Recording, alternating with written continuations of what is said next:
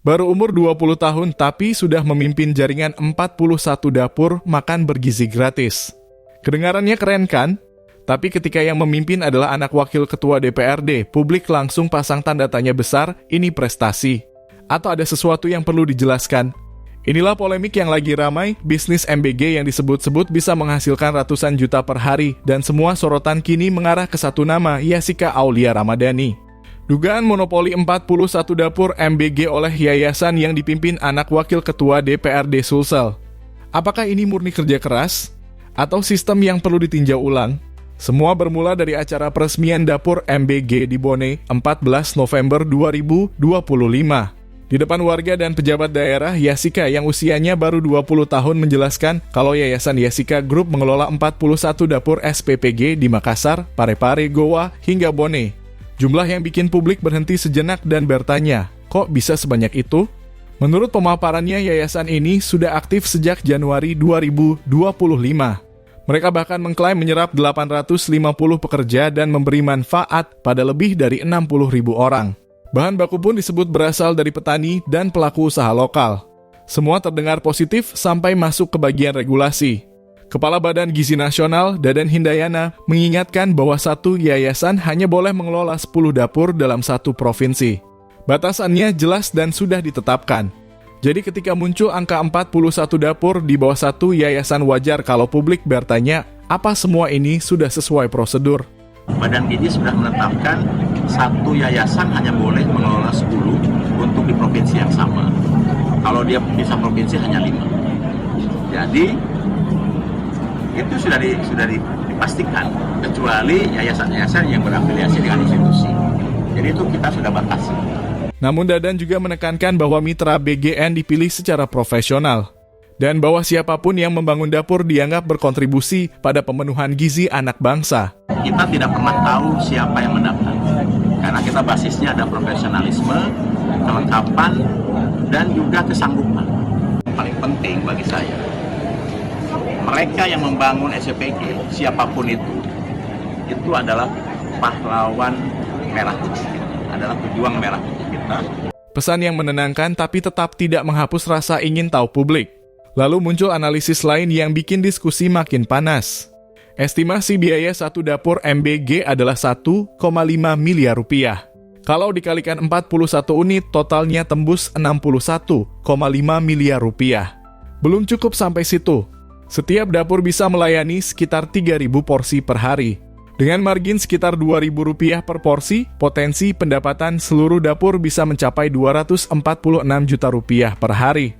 Angka sebesar itu otomatis memicu berbagai komentar. Bukan tudingan, tapi wajar kalau publik minta transparansi sumber dana dari mana. Bagaimana proses seleksi? Apa sudah sesuai aturan? Media sosial pun langsung ramai. Ada yang menyindir soal akses dan orang dalam. Ada pula yang menuntut audit BGN. Tapi tak sedikit juga yang melihat sisi positif, generasi muda ikut bergerak di sektor sosial asal sesuai regulasi.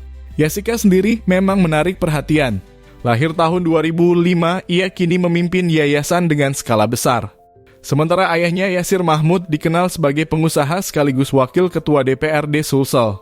Kombinasi ini membuat publik semakin ingin tahu apakah ini murni kinerja yayasan? Atau ada pola kemitraan yang perlu dibuka ke publik? Kata Pak Prabowo, saya melihat banyak yayasan sosial ini nggak punya pemasukan. Jadi kalau ada untung 1.000 perak atau berapa perak lah, itu biar untuk membantu yayasan sosial pendidikan. Namun tidak bisa dipungkiri belakangan ini menjadi bisnis, orientasinya menjadi bisnis, dan satu orang ada yang memonopoli beberapa SPPG.